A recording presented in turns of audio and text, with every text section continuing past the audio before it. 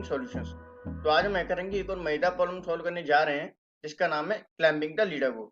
तो दोस्तों आप इस वीडियो को पूरा देखिए क्योंकि सबसे पहले हम इस प्रॉब्लम को रीड करेंगे और मैं साथ ही आपको बताऊंगा कि इसको सॉल्व कैसे करेंगे। उसके बाद हम प्रॉब्लम का कोड लिखेंगे और फिर उस कोड को ऑप्टिमाइज करेंगे। तो आइए सबसे पहले प्रॉब्लम को रीड करते हैं। Alice is playing an arcade game and wants to climb the top of the leaderboard and wants to track her ranking। तो एलाइस कोई लड़की है जो कुछ गेम खेल रही है और वो leader board is something like score board, और वो उस लीडर बोर्ड के टॉप पे पहुंचना चाहती है और वो साथ ही अपनी रैंकिंग को ट्रेस भी कर रही है। The game uses dense ranking, so it's leader board work like this. The player with the highest score is rank number 1 on the leader board. जिस प्लेयर का सबसे ज्यादा स्कोर होता है उसकी रैंक नंबर 1 होती है लीडर बोर्ड पे। Players who have equal scores receive the same ranking number. और अगर कोई दो प्लेयर्स का स्कोर सेम है तो उनकी रैंकिंग भी सेम होगी। And the next player receive the immediate following ranking number, और जो नेक्स्ट प्लेयर होगा उसको इमीडिएट फॉलोइंग रैंकिंग नंबर मिलेगी। जैसे यहाँ पे एक एग्जांपल भी दिया हुआ है कि 4 players on the leader board have high scores of 100, 90, 90 and 80। तो हमारे पास 4 स्कोर्स दिए हुए हैं 100, 90, 90 and 80। Those players will have ranks 1, 2 to 3। 100 सबसे ज्यादा है तो उसकी रैंकिंग होगी 1, उसके बाद 90 है तो उसकी रैंकिंग होगी 2, लेकिन इसके बाद 90 है वो सेम है तो इसकी भी रैंकिंग होगी 2, और उसके बाद 80 है तो उसकी रैंकिंग होगी 3। If Alice score are 70, 80 and 105, her rankings after each game are 4th, 3rd and 1st। तो 70 80 से छोटा है तो उसकी जो पहले गेम के बाद रैंकिंग होगी वो होगी 4th, लेकिन 80 अब इस 80 के बराबर है तो इस 80 पे जो रैंक थी वो थी 3, तो इसकी भी सेकंड गेम में रैंक हो जाएगी 3। और 105 ये सबसे बड़ा है तो इसकी रैंकिंग हो जाएगी 1। तो आप यहाँ पे गौर से देखिए, जितने यूनिक स्कोर्स हैं उतनी ही रैंकिंग लीडर बोर्ड में हो सकती है। जैसे यहाँ पे 3 यूनिक नंबर्स हैं तो जो लास्ट रैंकिंग होगी वो 3 होगी। इस चीज का हम अभी यूज करेंगे अपनी कोडिंग में। तो आइए अब एक बार इनपुट आउटपुट फॉर्मेट और देखते हैं। The first line contains an integer n, the number of players on the leader board. सबसे पहले हमको एक n वैल्यू दी होगी कि कितने प्लेयर्स हैं उस लीडर बोर्ड पे। The next line contains N space separated integers scores i, the leader board scores in decreasing order. तो अगली लाइन में हमको n स्पेस सेपरेटेड इंटीजर्स दिए होंगे जो लीडर बोर्ड के स्कोर्स को रिप्रेजेंट करेंगे डिक्रीजिंग ऑर्डर में। The next line contains an integer m denoting the number of games Alice plays. अब नेक्स्ट लाइन में हमको एक और इंटीजर दिया होगा m, जो ये रिप्रेजेंट करेगा कि एलाइस ने कितने गेम खेले हैं। The next line contains m space separated integers alias j the game score. और नेक्स्ट लाइन में हमको m स्पेस सेपरेटेड इंटीजर्स दिए होंगे जो ये रिप्रेजेंट करेंगे कि एलाइस ने उस गेम में कितना स्कोर किया है। और हमको आउटपुट में क्या प्रिंट कराना है, print m integers the jth integer should indicate alias rank after playing the jth game. तो एक गेम के बाद उसकी रैंकिंग कितनी है वो सारे नंबर्स हमको रिप्रेजेंट करने, उसकी रैंकिंग ट्रेस करनी है हमको। यहाँ पे एक सैंपल इनपुट आउटपुट और दिया हुआ है तो हम सैंपल इनपुट में देख सकते हैं। सबसे पहले एक इंटीजर वैल्यू दी हुई है 7, यह है कि number of players in the leader board, और उनके स्कोर्स दिए हुए हैं 100, 100, 50, 40, 40, 20 एंड 10, जैसे हम यहाँ पे भी देख सकते हैं। और उसके बाद एक और इंटीजर वैल्यू दी हुई है जो number of games played by alias, and उसके बाद एलाइस का स्कोर दिया हुआ है जो है 5, 25, 50 एंड 120। तो हम यहाँ पे देखेंगे सबसे पहले हम यूनिक नंबर काउंट्स करेंगे जिससे हम फाइनल रैंक निकाल सकें कि कितनी रैंक इस लीडर बोर्ड में पॉसिबल है। तो हम यहाँ पे देखेंगे 100 2 बार रिपीट हुआ है तो इसको एक रैंक काउंट करेंगे, फिर 50 तो 2, 40 3 एंड 24 एंड 10 5। तो टोटल 5 रैंक इस लीडर बोर्ड में पॉसिबल है। अब एलाइस एक पर्सन और इस लीडर बोर्ड में ऐड होना चाहता है तो टोटल रैंकिंग होगी वो हो जाएगी 6। अब एलाइस के स्कोर्स को इस लीडर बोर्ड के स्कोर से कंपेयर करेंगे और हर गेम के बाद एलाइस की जो रैंक होगी उसको हम एक एरे में स्टोर कराते जाएंगे। तो स्टार्टिंग में जब एलाइस ने कोई गेम नहीं खेला था तो उसकी रैंकिंग थी 6। हम 5 को 10 से कंपेयर करेंगे तो 5 छोटा है तो इसकी रैंकिंग होगी एक गेम के बाद 6। अब 25 को हम 10 से कंपेयर करेंगे तो हमारी रैंक डिक्रीज हो जाएगी, फिर 20 से कंपेयर करेंगे तो एक बार रैंक और डिक्रीज हो जाएगी। अब 25 40 से छोटा है, तो हमारी रैंक 2 बार डिक्रीज होके आ गई है 4। तो अब रैंक हो जाएगी 4। अब हम 50 को कंपेयर करेंगे, तो इस 40 की बजाय इस 40 से कंपेयर करें तो भी कोई टेंशन नहीं है, क्योंकि इन दोनों की रैंकिंग सेम है। तो यहाँ हमारा जो 50 है वो इस 40 से बड़ा है, तो हमारी एक रैंक और डिक्रीज हो जाएगी, तो रैंक हो जाएगी 3। और इस 50 को अब इस 50 से कंपेयर करेंगे तो ये सेम है, तो इसकी रैंकिंग एक डिक्रीज और होके हो जाएगी 2। अब इस 120 को कंपेयर करेंगे 100 से, तो ये बड़ा है, तो अब टॉप पे पहुंच जाएगा, क्योंकि ये सबसे बड़ा है तो इसकी रैंकिंग हो जाएगी 1। तो हम यहाँ पे देख सकते हैं कि हमको इस एरे के एलिमेंट्स को कंपेयर करना है इसके पीछे से, इस एरे के पीछे के एलिमेंट से कंपेयर करते जाना है। और अगर आप और अच्छा एक्सप्लेनेशन देखना चाहते हैं तो यहाँ पे हर गेम के बाद इसका लीडर बोर्ड बनाया हुआ है, तो आप यहाँ पर देख सकते हैं, तो आपको और अच्छा क्लियर हो जाएगा। तो आइए अब इस प्रॉब्लम की कोडिंग स्टार्ट करते हैं। तो सबसे पहले हमको यहाँ पे एक फंक्शन दिया हुआ है क्लाइंबिंग द लीडर बोर्ड, और इसमें दो आर्गुमेंट्स पास किए गए हैं, वेक्टर इंट स्कोर और वेक्टर इंट एलाइस।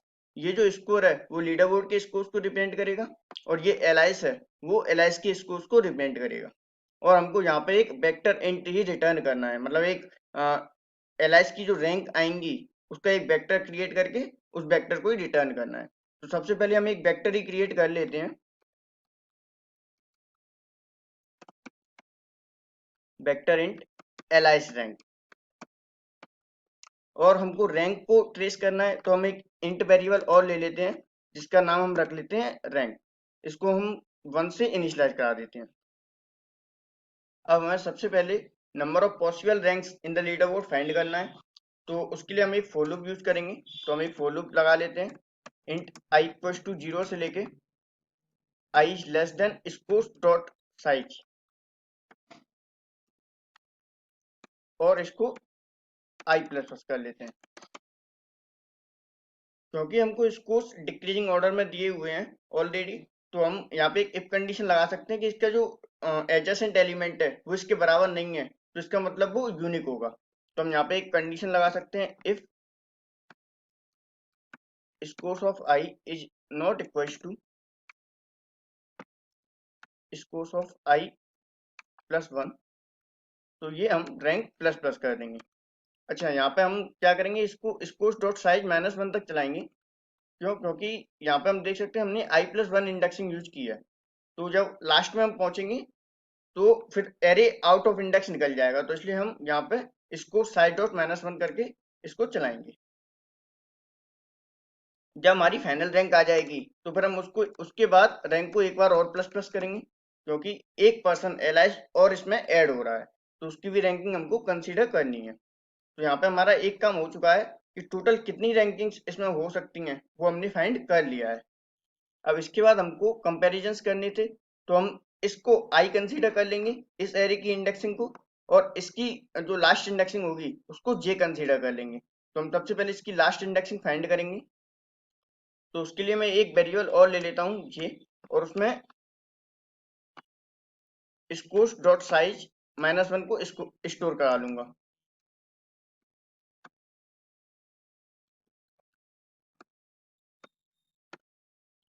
यहाँ पर मैंने जो स्कोर्स का जो एरे था उसकी लास्ट इंडेक्सिंग को कंसीडर कर लिया है। अब इसके बाद मेरे को लीडर बोर्ड में जो स्कोर है उसको एलएस के स्कोर से कंपेयर कराना है, तो मैं इसके लिए एक फॉर लूप और लगा लूंगा, और मैं इसमें भी आई कंसीडर कर लेता हूँ, int i equals to 0 i is less than. अब यहाँ पे हम एलाइस के स्कोर को ट्रेस कर रहे हैं, तो हम एलाइस के साइज तक मूव करेंगे। हम आई को यहाँ पे इंक्रीज नहीं करेंगे, क्योंकि हो सकता है हमको एलाइस के एक स्कोर से लीडर बोर्ड के एक से ज्यादा स्कोर्स को कंपेयर करना पड़े। जैसे आप यहाँ पे देख सकते हैं कि हमने 25 को पहले 10 से कंपेयर किया था, फिर 25 को 20 से कंपेयर किया था, और फिर 25 को 40 से कंपेयर किया था। जब ये 25 40 से छोटा आया था, तब हमने जाके अपनी एलाइस के स्कोर्स को इंक्रीज किया था, तब हमने 50 को कंपेयर करना स्टार्ट किया था। तो हमने यहाँ पे 25 को 3 बार कंपेयर किया, तो इसलिए हम आई को वहां ना बढ़ा के कुछ इफ कंडीशंस में बढ़ाएंगे। तो अब हमने फॉर लूप लगा लिया है। अब इस फॉर लूप के अंदर हमको 3 काम करने हैं, तो आइए देखते हैं कौन से 3 काम हमको इस फॉर लूप के अंदर करने हैं। तो सबसे पहला काम हमको ये करना है कि अगर दो एडजेसेंट एलिमेंट्स इक्वल हैं, तो हमको सबसे पहले जे को माइनस माइनस करना है, क्योंकि हम इस 25 को इस 40 से कंपेयर करने के बजाय इस 40 से कंपेयर करने वाले हैं। इसके बाद हम एलाइस के स्कोर्स को लीडर बोर्ड के स्कोर से कंपेयर करेंगे, और अगर एलाइस का स्कोर बड़ा है तो हम जे को माइनस माइनस करेंगे और रैंक को भी माइनस माइनस करेंगे। इसके बाद हम एक और एल्स ब्लॉक बनाएंगे जिसमें हम एलाइस की जो रैंक है उसको स्टोर कराएंगे और आई को इंक्रीज करेंगे। तो आइए अब इस काम को हम प्रैक्टिकली करते हैं। तो सबसे पहले हम एक इफ कंडीशन लगा लेंगे और उसमें स्कोर के एडजेसेंट एलिमेंट्स को कंपेयर करेंगे।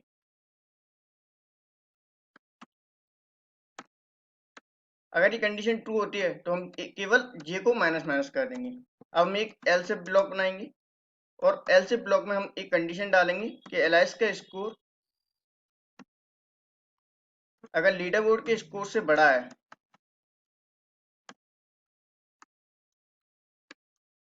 और इसके अंदर हम एक और इफ कंडीशन डालेंगे कि यदि हमारी रैंक 1 से बड़ी है तो ही हम रैंक को माइनस माइनस करेंगे और जे को माइनस माइनस कर देंगे। अब इसके बाद एक और एल्स ब्लॉक बनाएंगे और उस एल्स ब्लॉक में हम एलएस की रैंक को पुश करेंगे उस वेब फंक्शन का यूज करके।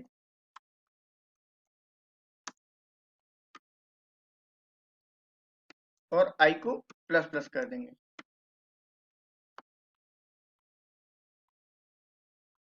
यहाँ पे पुश बैक की मिस्टेक हो गई थी, तो पुश बैक फंक्शन का यूज करके अब जब ये फॉर लूप हमारा खत्म होगा तो हमारी सारी रैंक्स इस एलाइस रैंक जो एरे होगा उसमें स्टोर हो जाएंगी सारी कंपैरिजंस करके।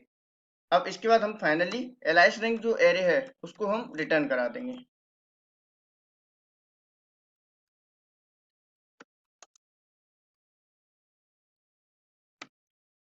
तो आइए दोस्तों अब इस कोड को एक बार रन करके देखते हैं।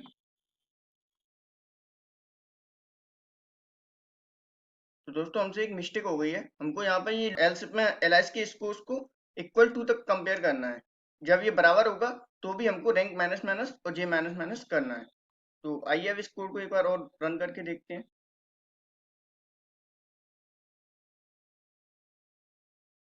जी हाँ दोस्तों, देखिए हमारे दोनों सैंपल टेस्ट केस पास हो चुके हैं। आइए अब इस कोड को सबमिट करके देखते हैं।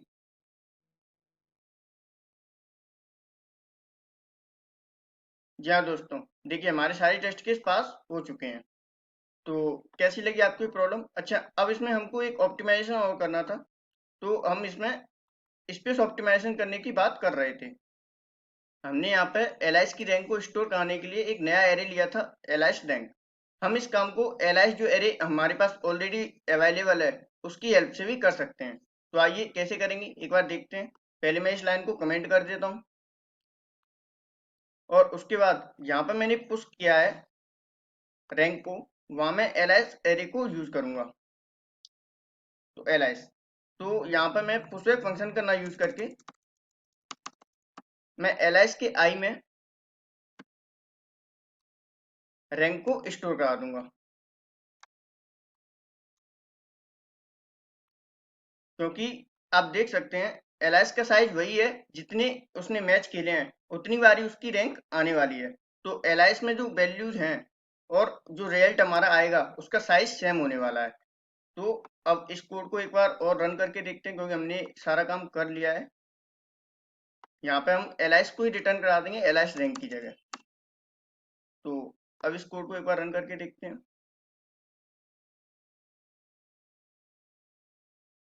जी हाँ, देखिए दोस्तों हमारे दोनों सैंपल टेस्ट केस दोबारा से पास हो चुके हैं। अब इस कोड को एक बार सबमिट करके भी देख लेते हैं।